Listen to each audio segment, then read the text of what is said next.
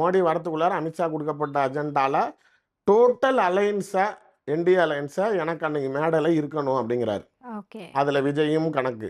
பாய்காட்டுக்கு option இல்லை. இப்போ சின்னத்தை வச்சு கண்டுபிடிச்சாச்சு. 3 ஆப்ஷனில் எது நடக்குது மேடம், அந்த ஆள் மனசில் என்ன முடிவு எடுத்துருக்கான்னு இப்போ என்ன கேட்பான், இவனா மாற்றி மாற்றி பேசுகிறான்னு. வெங்காயம் எங்களை அவன் மனசில் என்ன வச்சுருக்கான்னு எனக்கு என்னடா தெரியும். பாய்காட்டுன்னு டிஸ்கஷன் நடந்துச்சு. அதனால எனக்கு தகவல் வந்துச்சு சொன்னேன். இப்போ அந்த சின்னத்தினால பாய்காட் இல்லை.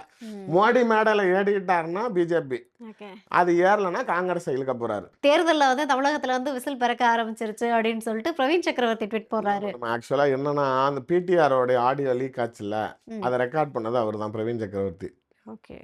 அதாவது இப்போ நீங்கள் ப்ரைவசியாக நாளைக்கு என்னை வீட்டுக்கு கூப்பிட்றீங்க, நம்ம சாப்பிட்றோம், நம்ம டின்னர் சாப்பிட்றப்ப டேபிளில் ஃபோனை ஆன் பண்ணி வச்சுட்டு பேசுனா அது எப்படி ஒரு மரியாதை? அதாவது நம்மளால நம்பகத்தன்மை இருக்குமா? அது வந்து உங்கள் மேலே இருக்கக்கூடிய நம்பிக்கையை போயிடுங்கிற மாதிரி இவர் போய் அவ்வளோ பெரிய மினிஸ்டர் கிட்ட அதை எடுத்து, அதுவும் கொடுத்த சோர்ஸ் எல்லாமே ஒரு பார்ட்டை சவுக்கு சங்கர், இன்னொரு பார்ட்டை அண்ணாமலை கிட்ட கொடுத்து தானே இப்போ அவர் இலாக்கா மாறினதே. இது திமுகவுக்கும் அவமானம் ஆயிடுச்சு. ஏன்னா பிரைம் ஃபேமிலியை தொட்டுட்டாங்க.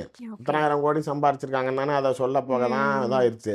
அப்போ அலையன்ஸ் பார்ட்டிக்குள்ளார இருந்துக்கிட்டு நீ நாளைக்கு டிஎம்கேவோட பிரைம் ஃபேமிலியை டச் பண்ணுறேன்னா அப்புறம் வாட்ஸ் யுவர் இன்டென்ஷன்?